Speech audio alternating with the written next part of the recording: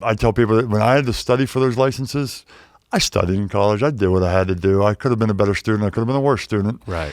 When it came to those licenses, I took those things as serious as could be. And I mean, it was 11, 12 hours a day, 6 days a week, if not more. And I think there's a very small group of people that can pass them on the first try. And I passed every one of them on my first try. I was very serious, very dedicated.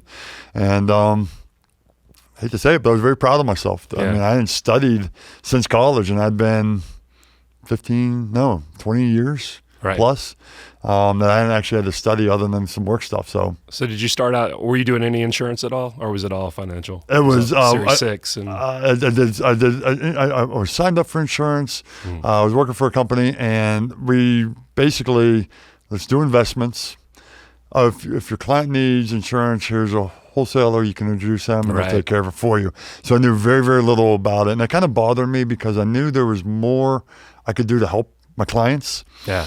And there was just so much other things. And I would go and talk to my mentor and some other people I went to for advice all the time. And I was like, well, my clients need this, they need that.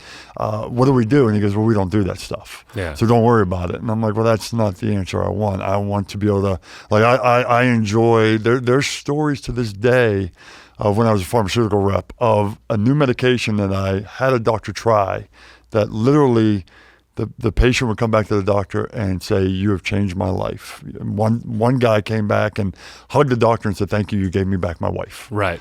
I will, on my deathbed, I'll remember those things. And I enjoyed it. That's a big part of, I need to feel like I'm doing something. Transformation of some sort. Yes, and really be able to help people out. And I wanted that, and I wasn't getting that. So I wanted to make a transition, wanted to make a change. And luckily, the North Carolina Alumni Association in Atlanta is the largest in the country. Yeah. And I luckily playing basketball there, very visible, got to know a lot of people. And one lady came up to me and goes, how you like what you're doing? I said, I'm looking.